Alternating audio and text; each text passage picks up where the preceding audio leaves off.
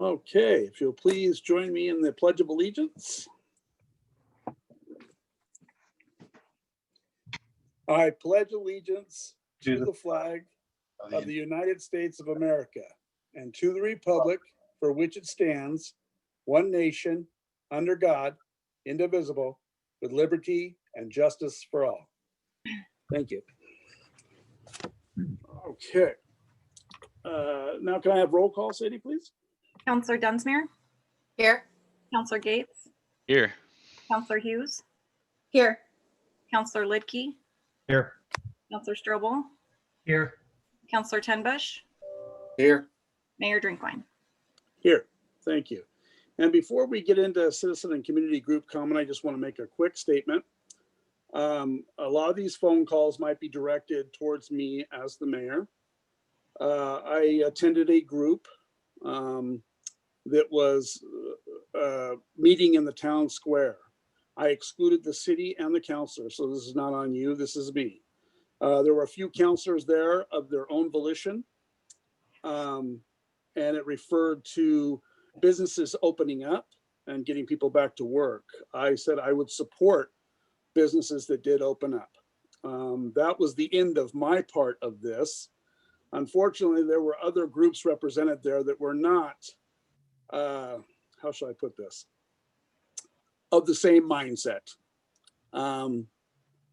So I wish to apologize for that because I didn't know ahead of time. I didn't see it until I actually showed up to speak. I was caught a little off guard, but that's no excuse. So I just want to apologize before we get into these phone calls. If they're directed at me, I'm sorry for holding you here with me to have to go through this, but it is what it is, and I'm truly sorry. So we'll go through these phone calls. We can start the community phone calls now. Do we have people online ready to speak? Yes, I'm bringing in Brooklyn first, and Brooklyn, right. You can just state your full name and address for the record, and you'll have 5 minutes. Hopefully you can see my timer okay. Let me scroll over. So okay. Can everyone hear me okay? Yes. Yeah. Okay. So I would first like to state for the record that I am no longer an official Estacada resident. However, Melanie did tell me that I'm always welcome in these meetings, which I am glad for because I grew up in this town. I went to school here. I have friends and family here. I still do business here. So I'm very invested in the well-being of our community and being a part of positive change. So like the mayor just said, the first thing that I want to talk about, I'm actually very disappointed to have to be talking about. And Councilor Dunsmuir, I just want to applaud you for what you said in the workshop. I agree 100%. And I really admire how passionate you were about that because I am as well. I'm immunocompromised. I know a bunch of people in Estacada who are immunocompromised. So to see not only a Estacada councilor put that on, Councilor Lidkey was the organizer of that event, but to have our mayor speaking at it was incredibly disappointing to me. We are not, everything is open. Everything is open to the level that it is safe to be. Anything further is unnecessary and it's putting people at risk in a way that we just don't need to do so. This virus has been highly politicized, and I personally believe that Joel and Mayor Drinkwine are an active part of that. For absolutely no reason. So I had a whole bunch more that I wanted to say, but I think that Councilor Dunsmuir said it way better than I was planning to. And I think that she definitely got through to a lot of you. So I'm gonna cut that part of it short. I'm just asking if we can simply do better so that I can stop coming on every single council meeting and talking about something that we've all known about for 10 months now. It's honestly, we shouldn't have to be doing this. This is an entire panel of adults. Every single person that went to that rally is an adult who should have known better and should know better than to directly go against the governor's orders. So I'm just gonna move on from that because I do have something else I would like to talk about. And this one is directly pertaining to Mayor Drinkwine. You recently did a piece with the Hoodview News that I would like to address as there were some blatant lies and a lack of accountability on your part. I understand that you're probably about to feel attacked by what I have to say, but I want to encourage you to listen. Don't listen to respond because I'm not going to ask you to respond. I just want you to listen. Just as the post you made back in June, this article was in poor taste. It only highlights how you felt wronged, how you felt misunderstood, and how everyone but you was to blame. You said that racism wasn't a problem here, that we were the ones who made it an issue. However, I'm not entirely sure how you would know that because you've declined every opportunity provided to listen and have a conversation with those who hold that experience. You say you can't pick a side, however, you had no problem picking a side when it came to a reckless rally with an ignorant and dangerous message. You say racism isn't a problem, but you weren't there when a young girl stood in front of City Hall and said she left Estacada High School because of the racially motivated bullying that she endured. You weren't there when I asked you several times to have a conversation. You say that you're a mayor for the people and that you'll have a conversation with anybody. I don't find that to be true. You've ignored my every attempt to reach out when all I want to do is try to connect with you. The truth of the matter, Mayor, is that you're not a mayor for the people. You're a mayor for the people that voted for you. You're the face of this town and you speak on behalf of this town, but you leave an entire group of constituents behind. You speak from the viewpoint of a conservative Republican, which I am not critiquing as your personal views. Those are yours to hold and I do not judge them. However, I do judge you speaking from that viewpoint as a nonpartisan elected official. Change is happening in this town, whether you want it to or not. So you can get on board and be a part of it because I promise you that we will welcome you if you choose to listen and learn. We want to have you be a part of this change. But unfortunately, if you don't, I'll just make it my mission to get you voted out in 2 years so that we can replace you with someone tolerant and open-minded. Because quite frankly, I'm tired of this. I'm tired of having to come in here and give up every other Monday night to talk to you about things that you should already know about and things that you should already be listening to. That's all I have to say. I just want to end this by offering Mayor to have another conversation with you. I'll reach out to you via email. I would love to have a conversation with you and try to level with you, not do this publicly every single time because I know that we both don't like this. So I'll reach out to you. You don't have to answer now, but that's all I've got. Thank you, Council. Okay, thank you. All right, the next caller. Okay, I have Nicole on the list. I don't see her in the attendee list. So Nicole, if you're on there, if you could raise your hand. But right now I'll just bring in Frank. Okay, Frank. Hi, can you hear me? Yes. Hi, okay, I apologize in advance. I have nieces running around. Hopefully they don't disrupt the meeting. I would like to, first of all, I would like to thank you, Mr. Mayor, for your apology. I feel like that's sincere. The event is kind of what I want to talk about tonight, and forgive me for reading what I've written down to keep myself straight. Most of what I want to address now will be directed towards Councillor Litke, as he was the organizer of, or at least one of the organizers of the Open Oregon rally in Estacada in December. So I want to focus first on this deeply troubling incident that did involve Mayor Drinkwine, but mostly Councillor Litke, who participated in as hosts or MCs or speakers, whatever you would like to say, whatever you like to call yourself. Obviously, most problematic is that the rally was solely focused on defying the state COVID laws on gatherings, didn't enforce masks and social distancing. I wasn't here for the workshop, but I would like to thank you, Councillor Dunsmuir. I've already been hearing a bunch of people talking about what you said in the workshop and how great it was. So thank you for that very much. But more concerning was the speakers of that group, which included the Black conservative preacher. Keep in mind that I take absolutely no issue with that man's race in relation to his self-identified political stance. I follow and admire several truly conservative African-American men and women: Thomas Sowell, Clarence Thomas, Booker T. Washington, Ida B. Wells, Condoleezza Rice, and others are amazing examples of the conservative tradition among African-Americans who I respect and admire for their stances. I stand firmly against any notion that political beliefs have a correlation to one's race. The notion of that is racist, and I don't believe in that. So I don't take issue with the fact that he is a conservative who is Black, because the Black conservative preacher is not a conservative. He goes by several aliases, but the most common name I've known him by is Quincy Anatello. I met Quincy at the March for Trump rally in Lake Oswego in 2017 when I was just 18 years old. That event would spark from me a 2+ year campaign and career as one of the most vocal supporters and advocates for President Trump in this state. I organized various rallies in Salem supporting the president and helped facilitate many rallies alongside Joey Gibson, Proud Boys, and other supporters of the president at that time. But even then, in the midst of my support for the president at that time, I always kept my distance from Quincy. Even as a then diehard Trump supporter, Quincy's views, which he made no effort to hide, were beyond the pale. You'll forgive me for some of the lewdness of these quotes that I'd like to put on the record for the city of Estacada residents who think that he has never said anything wrong, but some of the things that I've heard or seen with my own ears and eyes are as follows. Quote, "Some women deserve rape." That's what Trump needs to do. Get these dirty Muslims out of our country. And forgive me for this one, but faggots are on their way to hellfire and they deserve it.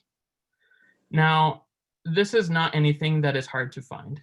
If you simply Google this man's name, this information will come up. This is what he stands for, and he has made a career off of standing for this. He's faced court charges for severely beating his wife on multiple occasions. Again, easy to find for somebody who is creating the Facebook event description, which includes his name, which would be you, Councillor Litke. Obviously, my views have drastically changed over my young adult life from the time when I first met this man.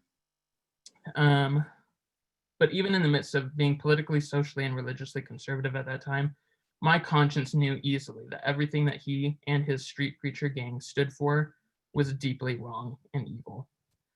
As someone who's organized rallies where senators and representatives of the state have spoken, all public officials who have agreed to speak have requested before a list of other people who are going to speak at the event in order to make sure that the event is something they want to be associated with. That is just standard protocol. Councillor Litke set up the Facebook page for this event, and so he was the one, most likely, who wrote the description, which included his presence. I will say that Mayor Drinkwine also personally introduced Quincy. It seemed to me with some enthusiasm, which seemed to imply that you knew about him. I don't know. Regardless, it's abundantly clear that either no one had the professional insight to vet the scheduled speakers of this event before they agreed, which would not be the first lack of professional skills from this administration, or else neither of them cared about these beliefs. Either way, it's deeply unnerving. At the event, Quincy militantly outed and ostracized and demonized people of other religious backgrounds, made offensive comments about women, and jeopardized the safety of multiple LGBT people in this community by outing them on his live stream. I would like to ask Councillor Litke and Mayor Drinkwine if you condemn the three statements and the overall message of the Black conservative preacher that he has regularly preached. He has a history of violence. He has an arrest record. He is a xenophobe. He is a bigot, and he is a danger to our community. And by agreeing to speak at this event alongside of him, you were complicit in allowing him to come into this community and threaten our community members, which he did. So I'm asking for a public written apology to the community from Councillor Litke, and Mayor Drinkwine, I know you made an apology here, but if you would like to sign on to that as a good faith gesture, I would greatly appreciate that. Apology for appearing alongside this man and a disavowal of what he stands for. I'm not asking for you to backtrack your stance on masks or COVID regulations. You have every right to have personal beliefs about our present situation with COVID as it pertains to that rally, but you don't have a right to approve by association blatant hatred of marginalized communities, of which I am a part. So that's what I have to say. Thank you for speaking. I feel like I went over my time. If I did, thank you for letting me finish. Thank you. All right, next.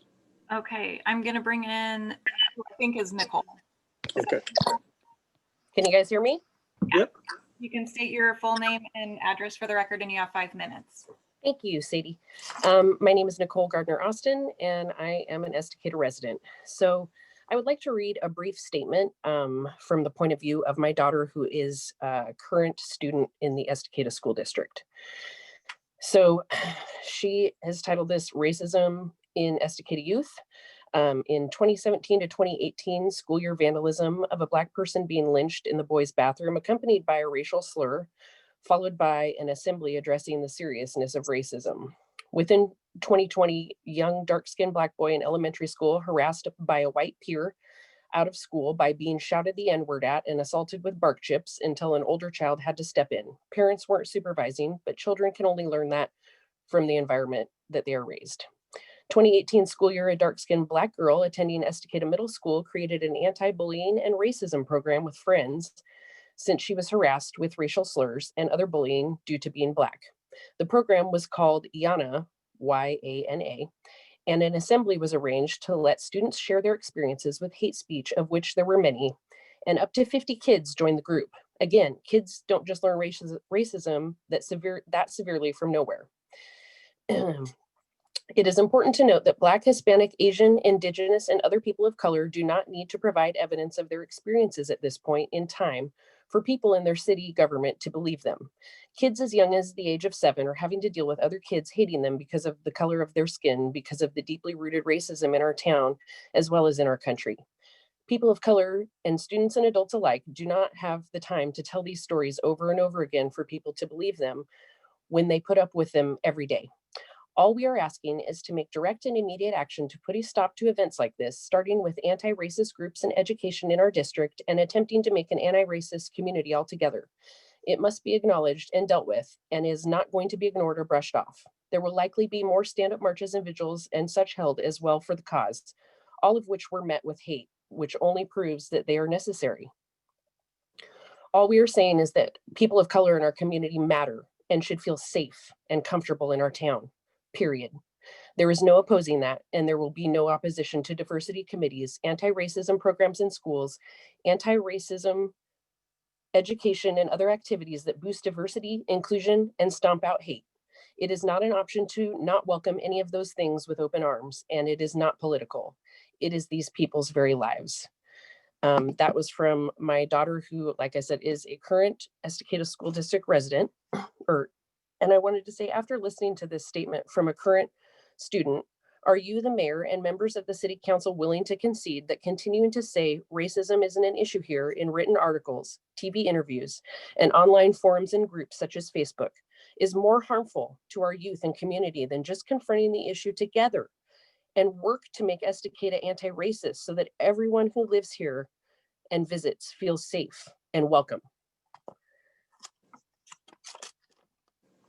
That is all I have to say, other than thanking Mayor Drinkwine for his apology at the beginning of this council meeting, and also thanking Councilwoman Dunsmuir for her statement in the workshop. I 100% appreciate that statement and agree with it 100%. Thank you guys for letting me speak. Thank you, Nicole. Okay, next on the list. We've got Fred coming on. Okay. Fred. All right, can you hear me? I had to do the unmute. Yeah, we can hear you. All righty, thank you. My name is Fred Weiler. I live on Wallen Street in Estacada. I'd like to thank the mayor and the city council for your time to allow me to share a few thoughts. As much as we all want for life to go back to normal, it's not going to happen anytime soon. No matter how hard we want it or try to force the issue, the fact remains, COVID is spreading at a faster rate now than it has since the start of the pandemic. New strains of the virus are proving to be more efficient at spreading and will continue driving infections and death rates at a higher rate. The more a virus spreads, the more it mutates and the less effective vaccinations become. Oregon currently is experiencing over 1,600 new cases per day of COVID. 1,607 of our fellow Oregonians have lost their lives to this pandemic, and over 370,000 Americans have died from the effects of the virus. Death is not the only effect of the virus. Loss of jobs, stress on families left without loved ones, financial hardships caused by unexpected medical expenses. And these just scrape the surface of impacts from COVID. Many who became infected months ago are still suffering the effects such as fatigue, shortness of breath, cough, joint pain, chest pain, depression, muscle pain, headache, intermittent fever, heart palpitations, and in some cases, amputations. Doctors and nurses in our state and around the country are pleading with people to wear masks and help slow the spread of the virus. A simple plea: wear a mask. According to the Mayo Clinic, wearing masks correctly over mouth and nose combined with frequent hand washing and social distancing, help slow the spread of the coronavirus. In a study by Johns Hopkins University published in June of 2020, an obvious correlation between restaurants opening and the spread of COVID was shown. They used data from credit card purchases from more than 30 million Americans, showing the correlation of the coronavirus spread in each state. The evidence was clear. The more money spent in restaurants, the greater the number of infections. On November 10th of last year, Stanford University published a study showing the correlation between people who went to restaurants, hotels, and gyms. The study used data from smartphones of more than 98 million people. 10% of the premises were shown to be responsible for 85% of the infections. An April 2020 article in Science magazine states, bringing COVID-19 under control will mean a long and painful period of trial and error. The role of restaurants, bars, and other businesses that tend to confine their customers to indoor spaces where they have to dispense with their masks has already been perfectly established by science beyond any discussion. I empathize with those who are trying to earn a living during these times. I've lost my job to the pandemic, so I do understand. While I feel for the people in these industries who are only trying to make a living, it saddens me to see our mayor and other elected officials at the city, county, state, and federal levels defy science and the laws of our land. These recent rallies and cries to open up show the short-sightedness of some who place profit over people. Our elected officials have a moral obligation to set an example to their constituents and follow the law. It is not the prerogative of elected officials to choose which laws they will follow. In this time of political divide and an unwillingness to adhere to sound science, in a time when we have been encouraged to disbelieve the news outlets, when our elected officials at all levels of government looked for short-term gains by caving to the demands of the vocal minority, we find ourselves where we are today. Most businesses have remained open, and Oregon has one of the lowest infection rates in the country. The reason we have lower infection rates is due to our stricter measures that have been put in place to keep people safe. Takeout is and always has been available. Recent moves in the Oregon legislature have made it possible for people to have alcohol to go with their takeout meals. No matter how clean restaurants are, and even if the staff wear masks at all times, it will not slow the inevitable spread of the virus by those in close confines who are not wearing a mask. Instead of defying the mandates of the governor, let's try to find other creative ways that we can help the people who are affected by the restrictions of this killer virus. Our elected officials have the opportunity to show true leadership. Let's put our energy together as a community and work to support local businesses while keeping all people safe. Thank you. And Mayor Drinkwine, I appreciate that apology. I look forward to seeing you back it with your actions. Thank you, Council. Thank you, Fred. Next. We've got Brent coming in next. Brent, if you Okay. can give your name and address, and you've got 5 minutes. Okay, this is Brent Paris, 27485 Southeast Davis Road, Estacada, Oregon. So I got a couple of things. Boy, sorry to all the city council for the whereabouts that's going on right now. Just so you know that not all of us agree with Brooke and Frank and Nicole and Fred. I do think the council actually is doing a fairly good job. I understand Joel's and Sean's, rally efforts. They ask some people to sit down and take what's going on, and then, some of the beliefs aren't always what the media has transpired. But nonetheless, I didn't come on for that or rebuttal. I just think you guys are doing a great job.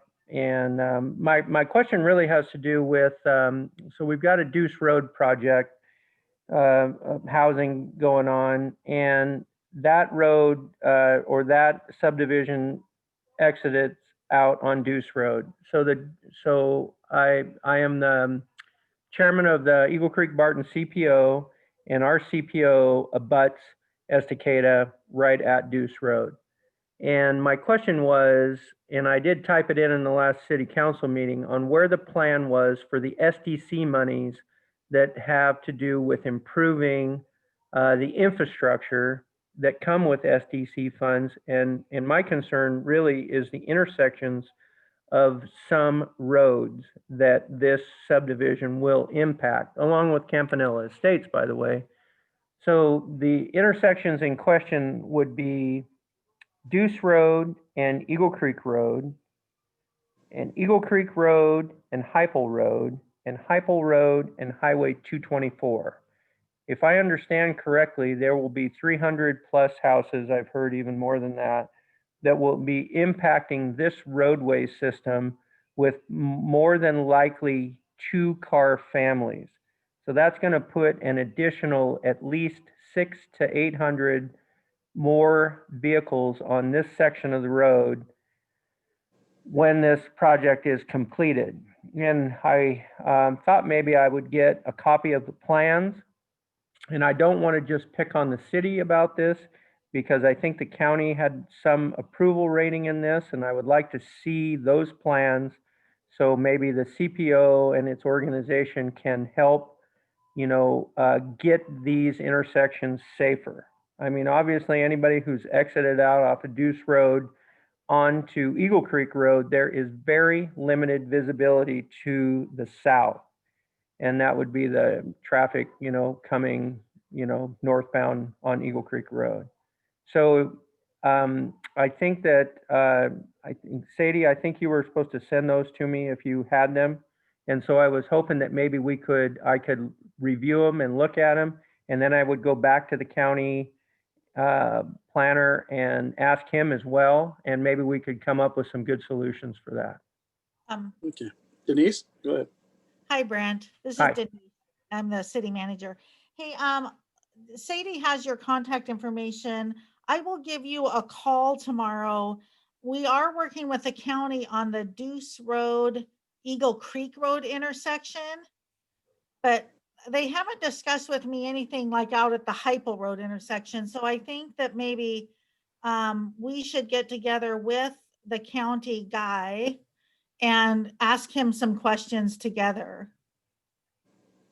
I would agree. I really would like to, I would like to make this as efficient as it can be as far as the city of Estacada and the county. And, if we can help, I would love to help with that. Right. So I will get your phone number from Sadie. Do you have his phone number? I'll get your phone number from Sadie and give you a call tomorrow. Outstanding. Thank you Okay. very much. And All thank right. you, council, and I appreciate you letting me on, and you did a great job. You bet. Thank you, Brett. Appreciate you. Okay, next. I've got Scott coming on. Scott, I think I accidentally lowered your hand. So if you could state your name and address, and you've got 5 minutes. Sure. Can you hear me okay? Yep, I'm Scott Strickland, and I live on Cedar Creek Lane in Estacada. I want to begin by saying that this is not a personal attack, but an invitation for all to reset and commit to respect and civility. And let me start. I am sorry that I have not done more to help this community, and I commit to doing better. I believe in personal responsibility. If you're going to decide to take an action, you should do so not with the expectation that the community around you will absorb all the negative consequences while you reap all the benefits. Economists have a word for this. They call it an externality, and it is considered one of the fastest ways to destroy a market's function. When you choose to disregard the overwhelming consensus of the scientific community and defy public health and workplace safety rules, you are not acting to further personal responsibility. You are trying to push your costs under other people. Lobby for help. Reach out to the community for support. Utilize the various government assistance programs that are available, and act fully within your rights to petition your government and your community. Our city council, our local government has done a great job listening to folks, and I want to thank you all for that. However, as a worker who was exposed to asbestos because a former employer chose to violate workplace safety laws that they simply did not agree with, I will never support an employer who makes a conscious choice to violate workplace safety laws. Full stop. It is a matter of principle for me. And it saddens me to see that there is not more concern for this issue in our community. Every day, an estimated 275 workers die because of workplace injuries and illness. Every day. I choose to stand with their families and fight to make sure that everyone can go home safely at the end of the day. If you have a genuine medical condition and cannot wear a mask, there's plenty of other ways that you can help do your part. Wear a face shield, social distance, observe the regulations related to social gatherings. Do what you can to support your community and research how you can help too.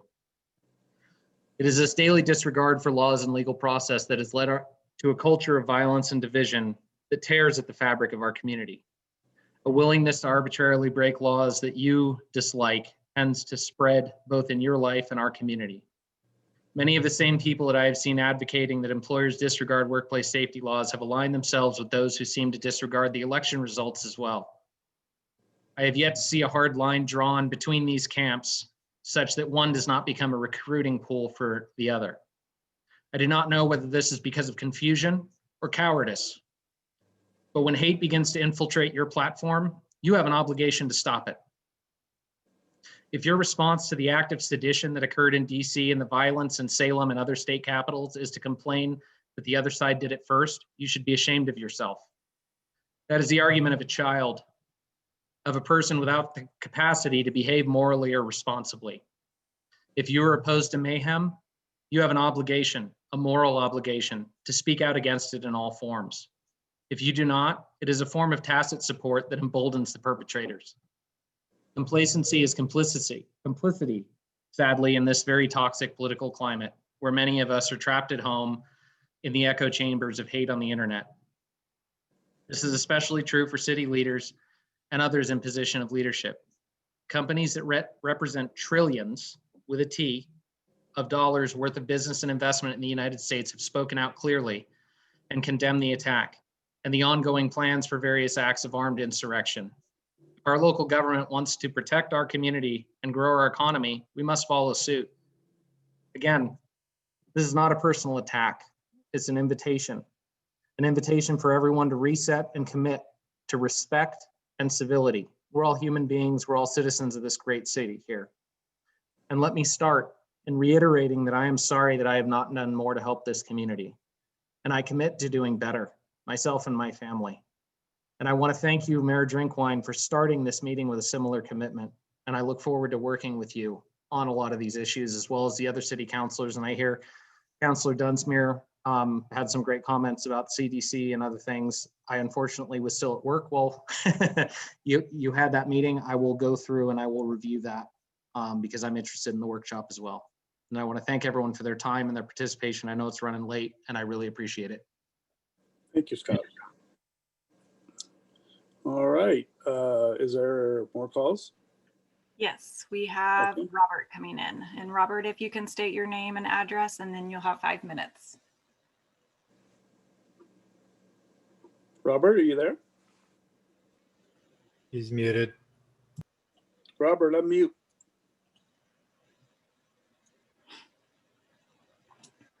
There he goes. You there, Robert?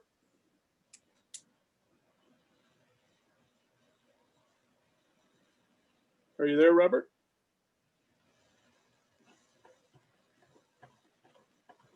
There he is. You're still muted. He's not muted. He's just not being heard. Maybe Oh. he's not working. Oh, it's not working. Okay. Well, Does he have a microphone? I don't know. Robert, do you have a microphone or anything in front of you? He's talking, but I don't think you can. We'll just have to come back to him, Sadie, if he Okay, I'll gets it. bring in Ivan. Okay.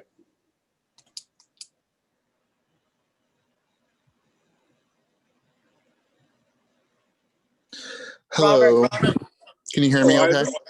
Yeah, we can hear you. I just wanted to tell Robert, if you need to call in, try calling in too. I'm sorry, that was for the other gentleman. Hello, my name is Ivana Costa, and I am no longer a resident of Estacada, but still a Clackamas County resident. And I I grew up in Estacada for the until I graduated high school, and continue to visit Estacada weekly or biweekly, and continue to invest and provide my money and my my ability to support local businesses in Estacada is something that I love to do and continue have done throughout the pandemic. Something that I really wanted to share was a little story about myself. I grew up in Estacada and attended Estacada School District, and right after I graduated high school, I attended a university here in the state, and it was kind of embarrassing sometimes when I would share where I was from, and people always had negative connotations or just negative thoughts about the town that I grew up in loved so much. And that's when I started to learn more and more about where all these thoughts and opinions were coming from. Over the past year, the city has received a lot of negative press, and all this negative press has definitely not helped the image of Estacada. I, again, am proud to be from Estacada and have worked and tried to do my best to change those negative opinions that the town has. It's not just about Estacada being not racist, it's about Estacada being anti-racist. I am a person of color, and while I attended Estacada School District, I received the back end of that a lot, whether it was my inability to speak English correctly, or the color of my skin, or the fact that I, might have not had a lot of the privileges that other people had. So I just wanted to share a little bit about that. And because I know some people in this meeting have shared that Estacada is not racist, and me being someone from Estacada and a person of color has experienced that, I want to highlight that that is a reality for a lot of us on here. So thank you all for your time. I'm not here to criticize anyone. I just wanted to share a little bit about that. That way y'all knew a little bit about some of the people who have lived in the city and continue to visit the city and support the city, and hope to see it be a better place. Thank you. Thank you, Ivan. Okay. Do we have Robert back on? Is still not working? I guess not. Okay. We do have another hand raised. It's Scott, so I'll bring him in. All right, bring Scott in. Robert, I would just call in, but Okay, Scott, how are you tonight? We got him? Hang on, there we go. Okay, there you go. Can you hear me now? Yes, we can. Thank you. Okay, awesome. First of all, I'd like to thank you, Councilor Dunsmuir, for protecting the rights, not just the rights, but Estacadans in general, regarding the health and safety. I know it's hard to stand up for what's right when others don't or won't, but you did, and that takes strength. And this is important as a community leader, and so I wanted to say thank you. Regarding bringing in speakers known for like hateful rhetoric, such as the pastor at the last rally, it is dangerous. The safety of all Estacadans, including minorities and the LGBTQ group, is important. We need leadership to be aware and careful when inviting speakers to our town.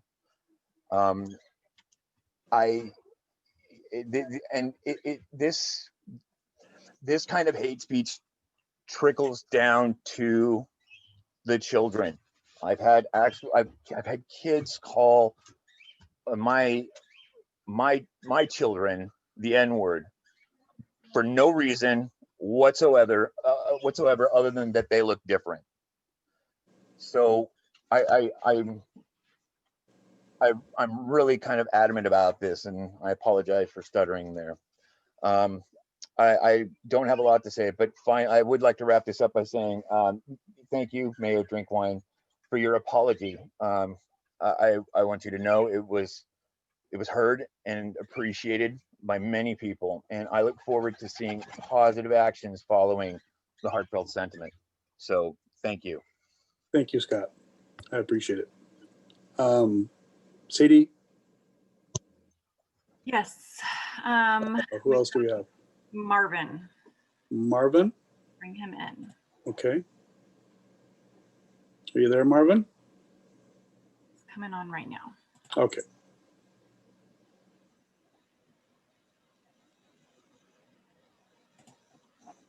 you hear us, Marvin?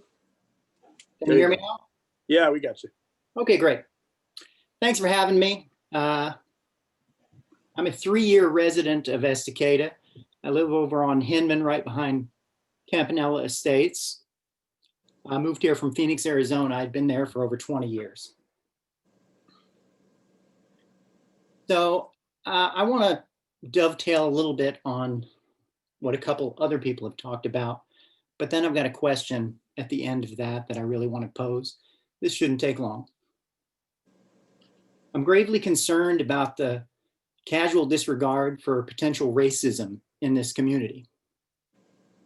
I participated in the stand-up marches against racism last year, and I witnessed the anger, vitriol, and the menacing behavior from a large number of Estacada residents. We were cursed at, spit on. People were menacing us.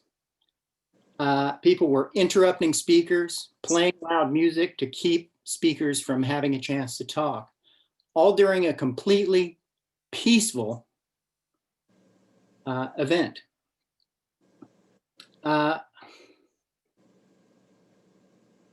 I get it. People don't want to be accused of being racist. But when people are angrily protesting against anti-racism, something is wrong. When people casually dismiss racism, something is wrong. There's no question that the reputation of Estacada as a racist town has a negative effect on tourism in this community. I'd like to encourage our community to actively participate in anti-racism. To that end, I'd like to ask, have the council members and the mayor participated in any diversity training? Is there funding available from Clackamas County for diversity training? And would the council and the mayor make a commitment to participating in diversity training? That's all I have for you. I really appreciate all the work that all of you folks are doing. I know it is a tremendous effort to participate and make the community better, and I thank you all for doing it. Well, we thank you, Marvin. And answer to your question, I think we are due for training, aren't we, Denise? We have that set up to happen through Clackamas. So I hope that answers your question. Yes, we are going to get the training, and I hope learn from this training. So Great. I look forward to seeing the results of that after Okay. you guys have gone through it. all right, great. Thank you. Mhm. All right. Next. We were done. Oh, here's Robert back. Okay. Robert, can you hear us? I'm Okay. here, get my All camera right. to pop up. Hopefully you can see me here, but You're fine. okay, so here we go. I'm my first message here, guys. I really wish you could see me, but anyway, my first message here, guys, is that the mayor and Joel Lidke are not responsible for inviting the Black conservative preacher, and they're not responsible for reopen Estacada. I'm responsible for it. I'm the one who's created it. I'm the one who invited the Black conservative preacher at the late wee hours of the night before the rally, and so maybe they didn't have enough time. I don't know. So I don't have a well written out speech like a lot of these people had. So I've just got some notes down here. I'm kind of new to this. I should have vetted him a little better before I did this. You know, I don't have any professional insight, so I don't have that to go on. So it's one step at a time. I was just excited. I seen him at a previous rally and thought it would be good for us. So please, enough with the attacks on the mayor and Joel. I'm the one responsible for it. So reset. Oh, no, we won't even go to that. I'd like to touch just a little bit about racism in our town. I've been hearing it. And I've been here 35-year resident of Estacada. I've grown up in Eagle Creek Elementary through the Estacada Junior High and Estacada High School. During my time there, I have never experienced any racism myself. Am I saying that racism isn't here? No. But for me personally, I haven't experienced it. Yes, I'm Mexican. Sorry, Mexican American. I have a mixed race family, and they've never experienced anything but love from this town, and it's 100% reciprocating back to the community. I'm just proud. Anyway, last but not least, as far as reopen Estacada goes, I know that we are being radical. We're asking just to go to back to emergency level, safely, responsibly, masks on, to go in, space seating.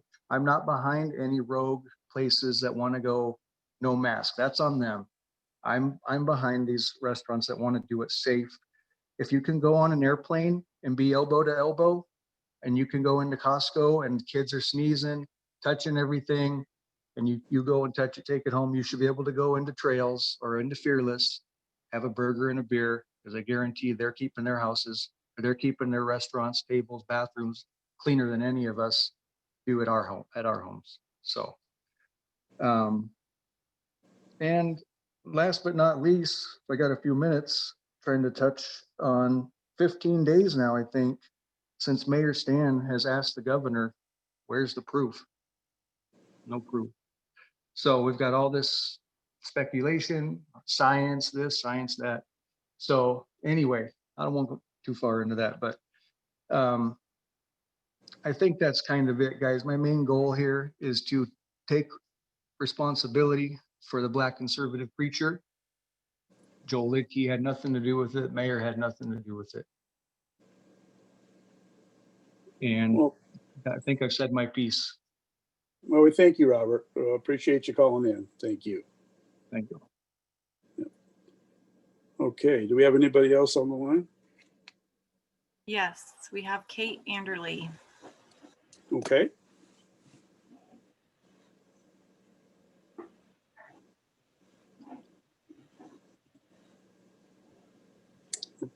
Can you hear us, Kate? Yep. Okay. I have something really quick. I wasn't going to talk, but I don't understand what Robert's saying about inviting that guy in the middle of the night before the event, because his name's on the Facebook event that existed for a week before the event. So I'm tired of people talking out of both sides of their mouth. That's not how it went down.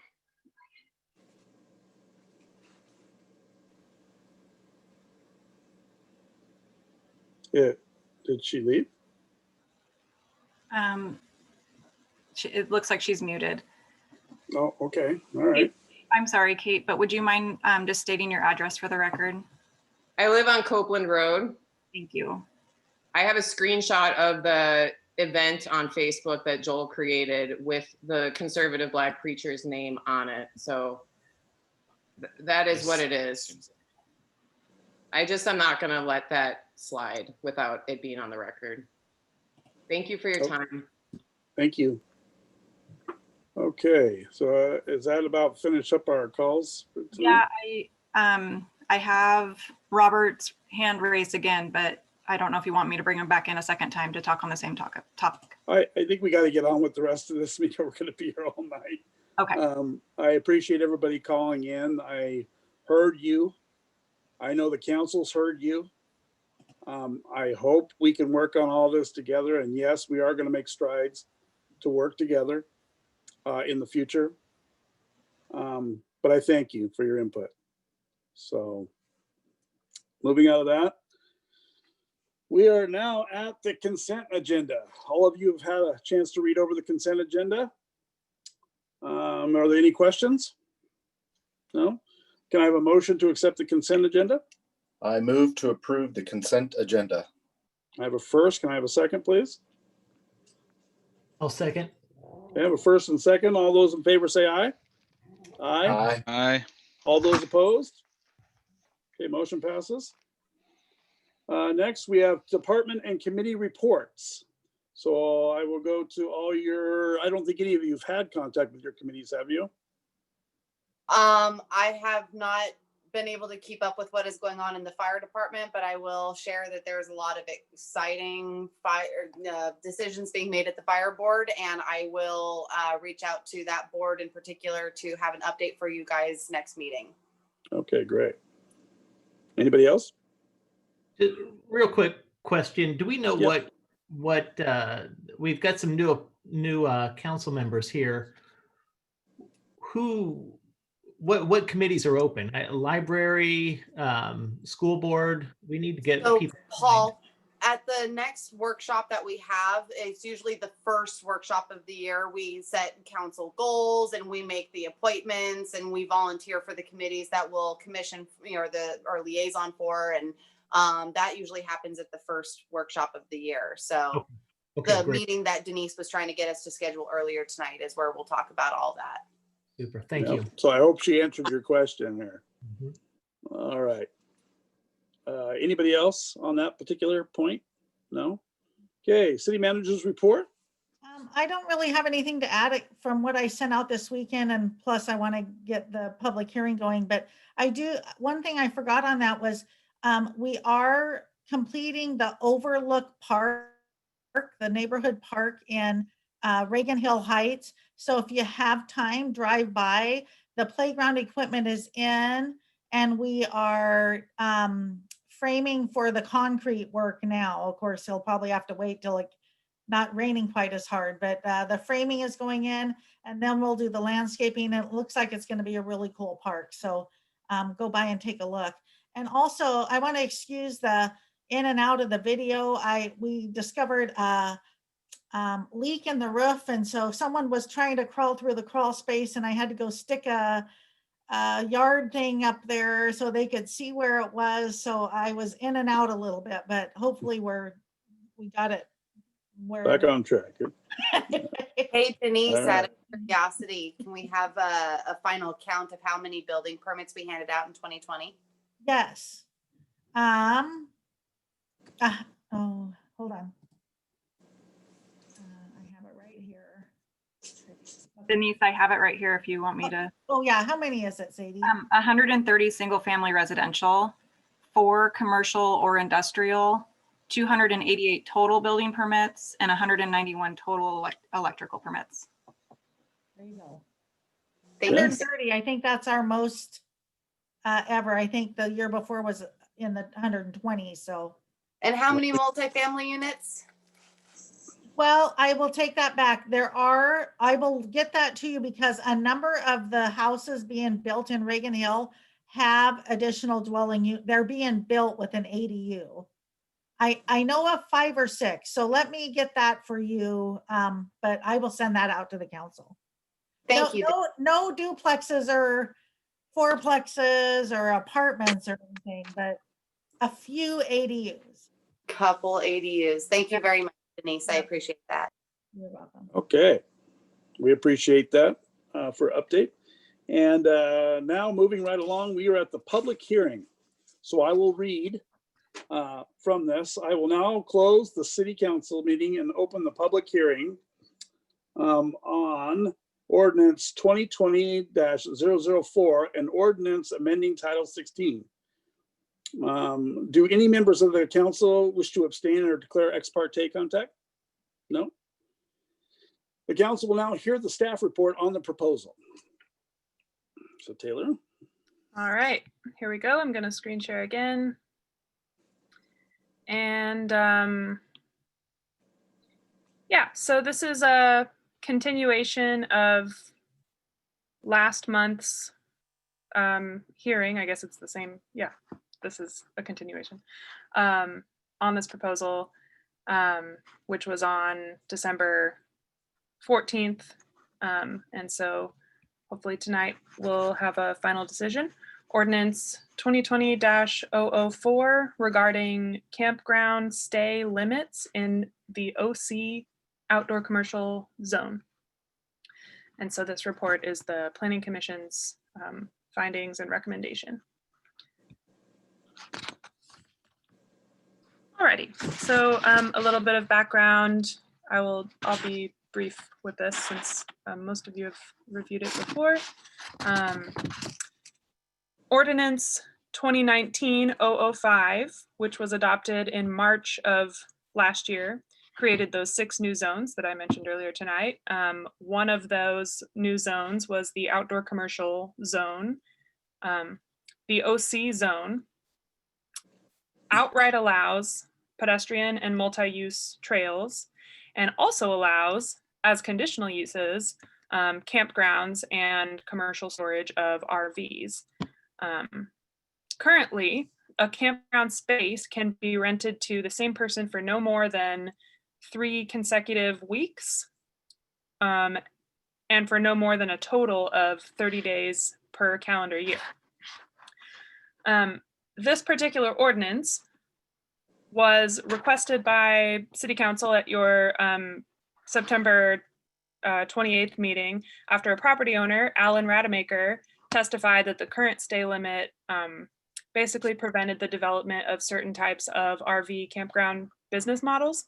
And he explained that the business model they hoped to replicate here or do something similar caters partially, at least partially, to longer term visitors, such as like retirees, and that he called them snowbirds, who would travel to Estacada for like a season, so maybe 3 or 6 months, and use the RV campground as kind of a home base from which to take shorter trips to, you know, amenities and attractions in the region, and also to spend time in Estacada. He noted that similar operations in the region allow, some operations in the region allow guests to stay as long as 9 months, whereas our code currently only allows for up to 3 weeks at a time and a total of 30 days per year. So yeah, he described all of that, and the council, considering the recent fire event that displaced many residents and the general lack of housing options in the city, the council expressed interest in the potential benefits that some amendment like this and some development like that could facilitate, and so directed staff to float the proposal to the Planning Commission, who now has forwarded this recommended approval to you all. So because campgrounds are a conditional use in the outdoor commercial zone, the Planning Commission already has to evaluate any proposed campground in that zone through the conditional use review process. So if there was a conditional use campground proposal that requested a longer stay limit than the default 30-day limit, the applicant would bear the burden of justifying any requested extension of that stay period. Okay, so that's background on that.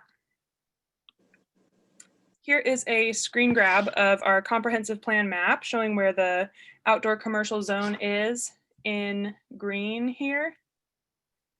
And this has not yet been updated with the recently approved at the last council meeting zone change of this property right here also will be recolored with this green.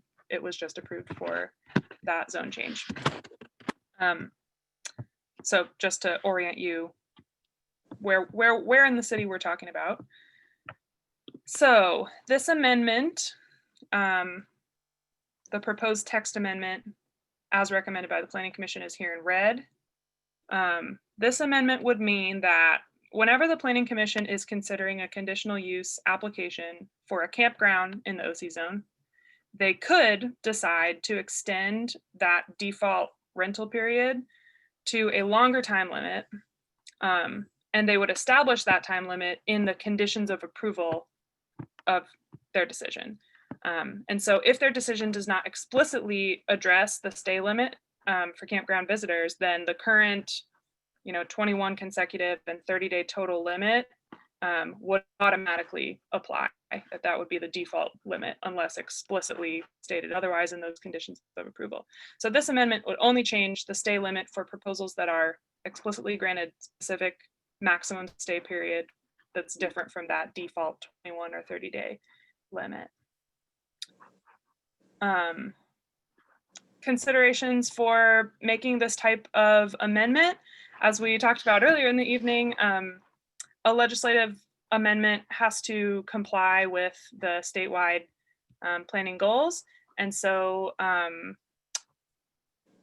whichever statewide and comprehensive plan goals apply to whatever the proposal is.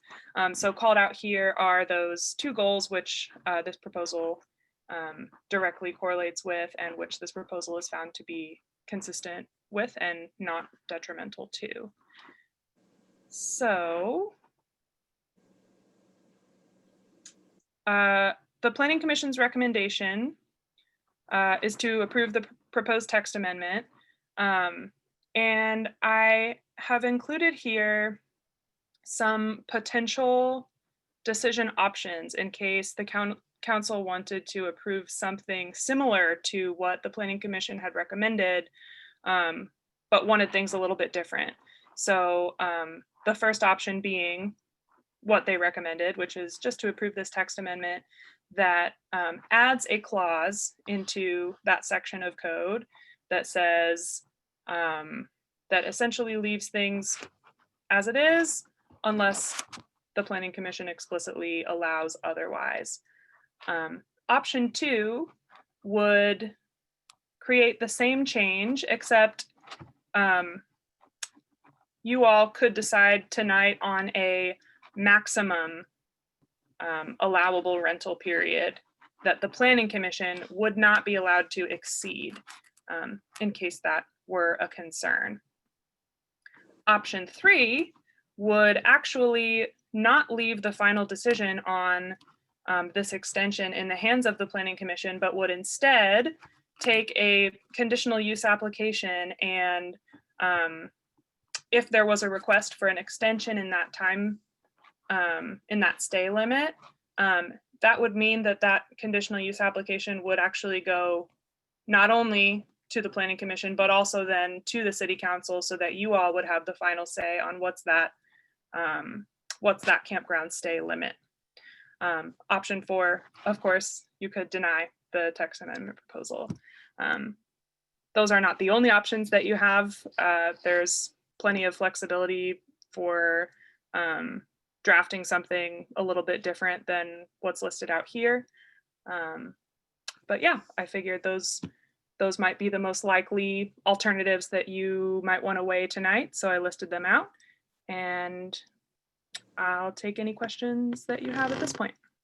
All right, Taylor, thank you. All right, you've heard Taylor. Is there any questions for her that you might want to ask at this point? We'll go back to normal screen. I can see where I'm. Okay, there you go. Anybody have any questions for Taylor on this? Joel? It's more of a statement. I appreciate you going through the work on that, Taylor. I know that was a little bit of work to do it and stuff. And, you know, I really like the one you had there in the second option. So just going to put that out there. Thank you for going through the work. Okay. Anybody else? Second Paul? option, was that the one with the maximum allowable stay limit? Okay, yeah, I like that one too. I like giving having some sort of cap on there. I think taking it from full blown, just allowing them allowing approval of whatever amount. I think taking that down to having a cap on there is a good move. Okay. Anybody else? Katie? I just want to put my 2 cents in as someone who is considered a landlord in the state of Oregon. I don't think anyone really understands how many rights squatters have when it comes to a piece of property and establishing residence, and what an owner of a property can and cannot do to a renter. So that being said, I also appreciate putting on the maximum allowable days for someone who is staying in essentially a makeshift campsite. I'm all for housing diversity, but we also have to make sure that there is some oversight. And I appreciate having the maximum. So I support number 2. Okay. Anybody else wish to speak on that? Charity? Yeah, thanks. I agree with what Councilor Dunsmuir is saying. I too support the second option there. I'm just curious, just out of my own curiosity, what have other cities done in this area? And does the planning commission in those cities always have the say, or is it kind of like a planning commission and then goes to city council? I'm just curious if what other cities are doing, if anybody knows. I don't know. Just a question. Well, Denise, do you have an idea on that? Well, I can't say every city, but most cities that I have ever dealt with do it exactly like this and follow the Oregon law, that quasi judicial things are seen by the planning commission with appeals to the city council, and legislative are the city council. There are some small cities that the council does serve as the planning commission. So basically everything goes to them. Those are really tiny towns that have a hard time getting volunteers. But I can't name a town that I've ever associated with. And I know a lot of recorders that do it any differently than this. Thanks, Denise. I appreciate it. But also, everyone's agreeing, it looks like, with number 2, but we are going to have you guys have the discussion on what do you want the maximum to be so we can get this passed tonight. So just put out there. Paul? I'll toss out, I think Alan's initial request was 180 days. So I'll toss that out, that be the cap, is we allow the planning commission a maximum up to 180 days. I was going to say the same thing. So thank you, Paul. Just so you understand, I think the reason for the 28-day, how that originally started is the council has approved a transient tax, although we haven't approved the percentage yet. It's in our ordinance, but we aren't collecting because we have not put a percentage on that. Any stay over 30 days would not have to pay that tax. So these people that are staying maybe 6 months, they would not pay that tax, where anyone staying 30 days or less would pay that tax in that park. Okay. All right. Any questions to that? No? Okay. Thanks for the clarity there. I will continue on with this if that's okay. Is there any correspondence regarding the application, Taylor? Okay. I will now read a statement about evidence presented at the hearing. An issue which may be the basis for an appeal to LUBA must be raised prior to the close of the record of the final eventuary hearing on the specific application. Such issue shall be raised with sufficient specificity as to afford LUBA and the parties an adequate opportunity to respond to each issue. Failure of an issue to be raised at the hearing or in person or by letter, or failure to provide sufficient specificity to afford LUBA and the parties an adequate opportunity to respond to the issue precludes an appeal to LUBA on that issue. Okay, there's no applicant tonight. Is there an applicant here for this tonight? I don't think there is, right? City is the applicant, right? Okay. So are there any questions from the applicant? There's no applicants, we have to worry about it. If you appear, okay, does stuff. Okay, I guess we're at that point where we'll go out of the public hearing and back into the city, and we'll discuss this from that point. Is that right? Yeah, I don't see anybody with their hands raised in the audience. Okay, great. So I'm going to go out of the public hearing and back into the city council. And now we will discuss the motion. So as it reads, I think we got a pretty clear, concise census that we're all on the same page. Number 2 looks good. That's where we'd like to go with this. How would you like this to be worded? I guess that's a question for either Denise or Taylor, or what exactly do you? How would the motion be worded? Yes. Someone would move to approve. Oh, I could share my screen again if that would be helpful. Yeah, probably would. Yeah, someone could, here we go. So looking at option 2, someone could move to approve the text amendment, but with the specified 180-day limit on the maximum stay length that the planning commission can allow. Would that work, Sadie? Can you I'm sorry, can you say it one more time? Someone would essentially read, I move to, or say, move to approve the text amendment, but with the specified 180-day limit on the maximum stay length. Okay. All right, counselors, you've heard that motion. I so move. Okay. A second.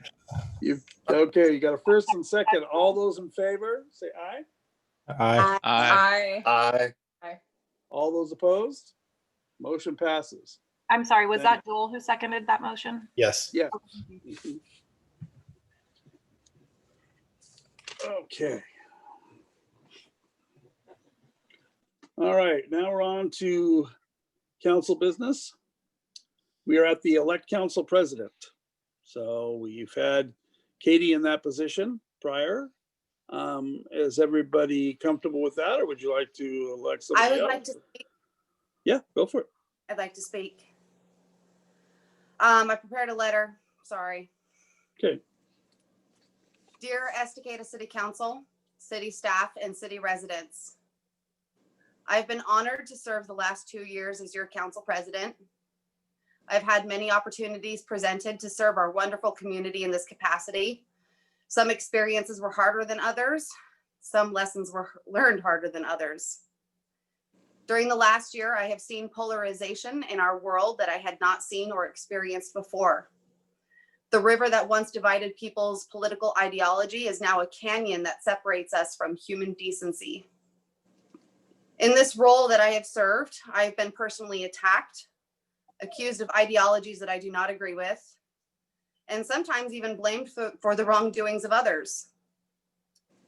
This discourse in our political system, not only at the city level, but also our state and national level, have caused me to reflect upon my role within that system and within our society, which is why today I am nominating someone else to take the helm of the role of the city council president. I nominate this person based on a number of factors, but the most important factor for me is the fact that this person has been the least polarizing figure with whom I've had the pleasure of working with on this council. And I believe that this person is more apt to bring us together as a council based on common ground, not petty differences. This person has also spent a great deal of time serving on other councils in our government and will be able to use that experience to help them in their role as our council president. So I would like to make a motion to nominate Councillor Paul Strobel as city council president. Second. All right. You got a first and second? So that's good. All those in favor say aye. Well, first, Paul, do you accept the nomination? I don't want to rail. I don't want to rail. After that, yeah, I think he accepts. I do accept. I'm very humbled by that. Thank you. And I do accept. Thank you. Yeah. Okay, great. All right, back to it. Paul Strobel for council president. All those in favor say aye. Aye. Aye. All right. It's a done deal. You're in for it now. Okay, appoint members to the C4 committee. Well, I'm already on the C4 committee, so And I'd like to stay on that if that's okay to everybody Yep. here. is that okay with everybody? Yep. Okay, done deal. Okay, business assistance discussion. And I kind of brought this up, and that was for the businesses that didn't get any of the PPP or CARES Act money that was out there. And there's only a few, but I feel like everybody has to, be a part of this. It has to have something to get them through. And I asked the council and I asked Denise if there was a way we could find funds in the budget to accommodate this. And I don't know where we're at that point. So Denise, you want to talk to that? Yeah. So for businesses at the end of the year, we did our Visa card distribution and we didn't have as many people apply. So we had some extra money. So with that money, we put some in from general fund, and we were able to fund all 13 restaurants that applied. And they were really all 13 restaurants that fit the criteria were awarded $2,000 Okay, good. right at the end of the year of Good. money from the city. And so we also have in April, when everything was shut down, I think everybody was, we also reduced sewer units of those businesses that were based on their tables and that type of thing. And I think at the first go around of that, the first 4 months, I think that was in effect, the city forgave about $23,000 to restaurants for sewer bills by only charging them the fewer units instead of what they were based on, because they didn't get to have indoor seating. And we have, so then that was reinstated once indoor seating opened up, and now when the indoor seating was taken away again, we have reduced that again for the, and that continues to be reduced until the indoor seating comes back. So I don't have a figure of so far what we have forgiven sewer bills for that, but it definitely helps the businesses out to not have to pay for 10 to 15 sewer units each month when they don't even have people sitting at their tables. So that's a big help for them. So if the council wants to do more than that 2,000, and in looking in the I forwarded everybody that PPP list. It looks like most restaurants, well, a lot of the restaurants did get money funding for that. And like I said, it opens up again this week. So, and we also are getting the list from the county on those businesses that receive county funding. I'm going to just briefly say what happened at the county. When they got their CARES money, they thought they were going to have 1.5 million to give out to businesses. So in April, well, the end of March, actually, they did a round of applications, and they had more people than money apply. So they only gave out half because they stopped at the 1.5 million. In the last 2 months, they've realized they actually have 4.5 million to give out. So what they were going to do is those people that applied in March and didn't get it, the half, they were going to automatically get it. And then they had another 1.5 that they opened up right at the end of the year for companies. We have the list that for the first 1.5 million that went out and who got that. They're getting us the list for the other two. And so I should have that in the next couple days, that list. So if the council wants to talk about funding more on top of the 2,000, to each restaurant and the sewer forgiveness, the staff just needs to know how much you're thinking so we know what we're looking for. Like, are you thinking, how much you want us to come up with? Because it's hard to just come up with some money without some idea of that figure. So, well, I think you've already accomplished that with the $2,000 thing that we talked about right. Prior to this. I think we were at 3 or 2,000 or somewhere in that. We hadn't done anything at when we first started talking about this, and then this money had to be spent. So I think I shot out a quick email and everyone said, yeah, great idea, go with it. So yeah, good. If you want me to get together some more detailed information on who all has got loans in a spreadsheet, I can do that, and it could be another thing that we discuss. Or if you want me to look for some money, I can look for some money too. I think you've accomplished that. I don't think that's really, I'll ask the council what they feel on that, but that was the whole purpose, is that we looked and you found the money and you already took care of that. So, I mean, it seems to me we've already accomplished that. And with the sewer cuts, I mean, that's huge. But I don't know, council, how do you feel? I'd like to know exactly how much money was forgiven in the sewer cuts or the sewer forgiveness. An exact figure would be really helpful. To be honest with you, the $2,000 is great. It's helpful, but I honestly don't think it's enough. I mean, we are hearing it from the businesses that they're struggling, and for people who have to pay rent on top of the insurance, on top of the business licenses, on top of, paying off the food vendors and all of that stuff.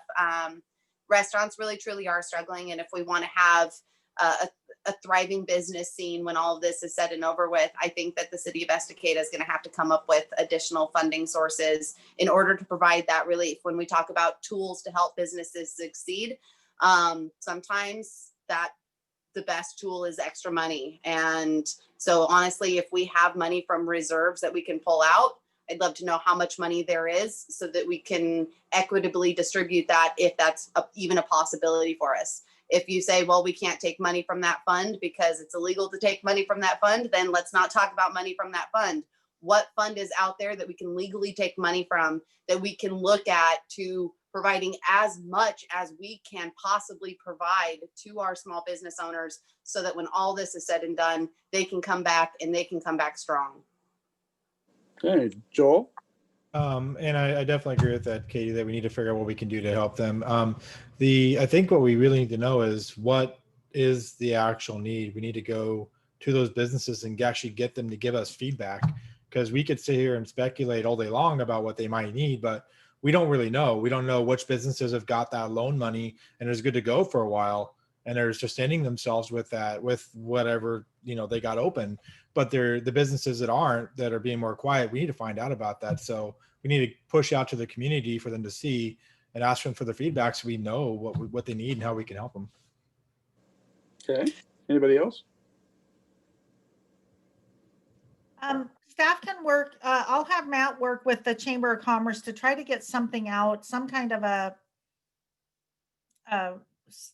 don't really want to call it a survey because we aren't going to survey, but a questionnaire, and try to find out from them what would really help them. And even if we look at that and decide we can't do it, at least we know maybe how we can help them some way by looking at those remarks. So Paul? we'll try to get that taken care of. All right, great. Paul? I just want to chime in and just say what a great job Matt has been doing in sending out the email blasts with information about SBA, about the next round of PPP. They've been great. I have talked with some of my peers who had no clue that that those things were out there and available to small businesses. And I just want to commend, and they're asking me, where did you get them? And then from our city contact in Estacada. So I just want to commend him for getting that stuff out there and to the businesses as well too. Good, thank you, Paul. And also you'd mentioned, Denise, that US Bank is doing PPP loans. Key Bank is as well too. And I've heard from many of our small businesses that both banks in town have done a wonderful job helping people navigate the complexities of putting in for those loans. So if you've got questions, reach out to your local bank. That's what they're there for, and they've been doing a great job. You don't have to be a customer of theirs. They will help you. Thank you. Joel? I lost my train of thought there. I was listening to what he was saying. Would it be an idea, would it be more effective to actually, rather than to send an email to some of these businesses, because not all of them are there checking their emails near as much, to give them a simple call and actually have a 5-minute conversation with them to say, hey, what are your needs? We're here to help. Maybe if they can ask you about resources right then too. That way we can give the city can give a more personal touch to the businesses out there and get an actual feedback on what's going on with them. I don't know if that's within the capabilities of the staff or not. Yeah, I don't know if we have enough staff to do that. I mean, I'm assuming we aren't just talking about restaurants here, and we probably have 250 business licenses for the city of Estacada, but we will try to do what we can to personalize it. Okay. Here's what I will say, Denise, is I would really like to see the most effort being focused onto the businesses that have been most greatly affected. And what I mean by that is, obviously we have had to tell as a state certain businesses, whether it be restaurants, bars, or gyms, that they have to actually close portions of their establishments. Those would be businesses obviously greatly affected more so than other types of businesses. And I would like to see all of our effort focus more on them. And what I will say as a landlord is I get an email blast every week by the largest lobbying company in the state for landlords. And they ask, hey, how many residents do you have falling behind on rent? How much rent does that equate to? So when you see the statewide statistics of the state of Oregon is $1 billion behind in rent because there's that much money in arrears with residents, it's because landlords respond to surveys like that. So if we could get our business owners responding to surveys like that, how much money are you in debt? How much money would make or break your business, or whether or not you're able to open in June safely or anything like that. I didn't throw out June for any other reason that it's an early date for me to throw out. So that being said, I agree. Let's try to get to the nitty gritty as to how much people actually need. And let's go to the people that we're actually asking that question to and try to reach out to them. How much money do you need? And then using that information that we get, try to be creative as much as we can. I'd like to see as much private public partnership here as we can possibly create. Joel? Just one more add on to there. I'd also be kind of curious so we can understand how to better help our residents. How many people that work for those businesses that are also being affected, and to what extent maybe, so we can understand how we can try to help them as well. Those people that might be sitting in that category of having their hours cut in half because the business can't be fully open or whatever it might be, so we can then try to help the people in the city that are suffering in that way. Yeah. I'm not sure the best way to go about that. I'm sure there's a way we can figure it out though. All right, great. Anybody else? No? All right. Well, I think we've given good direction of where we want to go with this. Denise, are you comfortable with the direction? Yeah, okay, good. All right. We will move on at this point. We are at the next citizen and community group comment. Do I have anybody on the line, Sadie? I do not have any hands raised at the moment. If you want to give it just a second for anybody in the audience that wants to speak. Nobody? Nope, I don't see anybody. Okay. We are at mayor and council reports and comments. So I will start off with Jerry. Wasn't expecting to go first, but first off, I want to thank Katie for her comments during the workshop. That was heartfelt, really passionate, and I appreciated it. Welcome Joel Litke and Charity Hughes to our wonderful council here.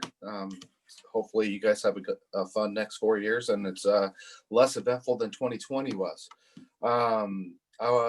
Like always, I want to thank staff. You guys are amazing. This city wouldn't be anything without you guys. You guys are awesome. Appreciate everything you do. Here's to a better year for everybody. Thank you guys. Thank you. Paul Strobel. And just welcomed Joel and Charity as well too, and thanks for staff for putting everything together for us. Thanks for all the folks that chimed in as well tonight too. We appreciate the involvement of folks in our city, and I look forward to serving as council president. I will do it to the best of my ability. Thank you. Okay, thank you. Joel? Thanks, Jerry. Thanks, Paul, for appreciate the welcome. And I know I got a steep learning curve for the whole being a counselor. It's going to be a lot to pick up on.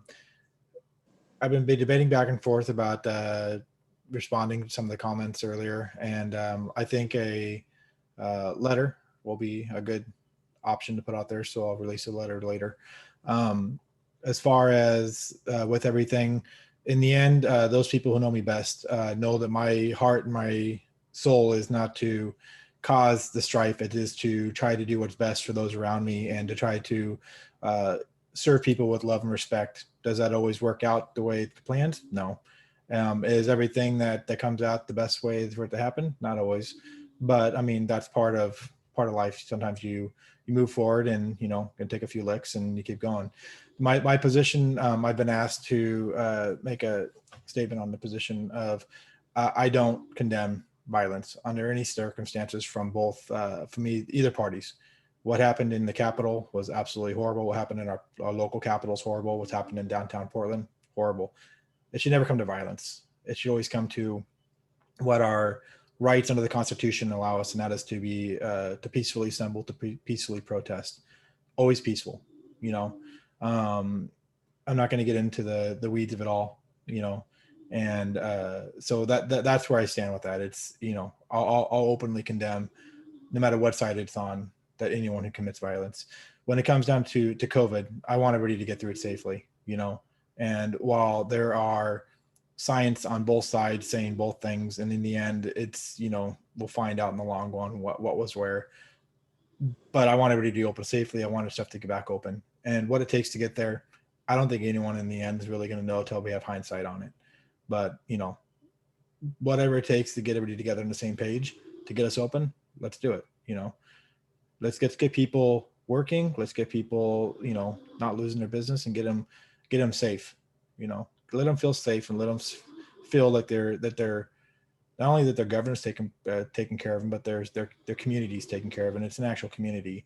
And that's what I want. That's what I hope my overall actions will show in the long run. So, and as far as things that were said in a particular event, or who was invited to there, I've said it before on Facebook. I'll say it again now.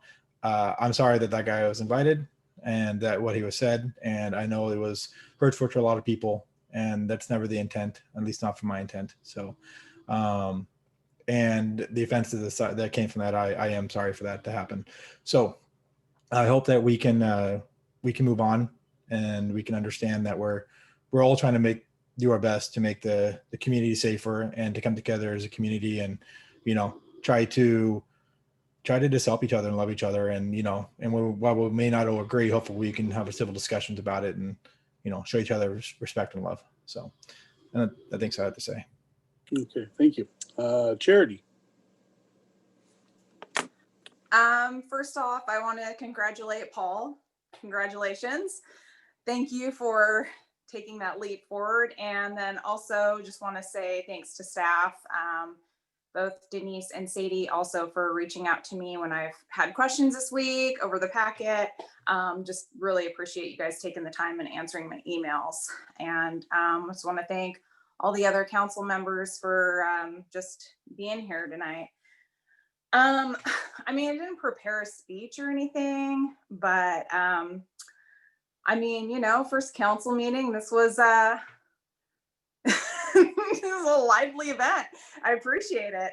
So I will say that even though we all at times share differing opinions, I think we can all agree that we're all here because we really, really care about this town, and we really love this town. And through 2020, I've come to realize that, you know, we've kind of all been living in our echo chambers and areas of, you know, confirmation bias. You know, I'm guilty of that too as well. And, but I want you guys and the community to know that I really do truly try to set my personal agenda aside when I come into these meetings.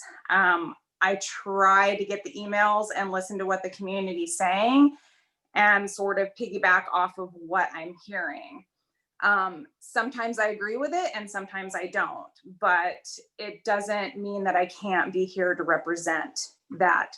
And then you guys too, you have different social circles, and then you hear different things. So, but I think, again, like I said, we can all agree that we all care about this town and community. And then if we could just take that number one thing and move forward peaceably, I think we could all, you know, work through this year together. I just also want to thank the community members for calling in. You know, I appreciate you taking the time. If you guys don't call in, we don't know. So if, you know, we're not omniscient, omnipresent, all those things. So please send emails. Please do call in. I mean, we're kind of, we're living in this like COVID type world, just like you. Sometimes we're just not out and about very much. And so we just don't know.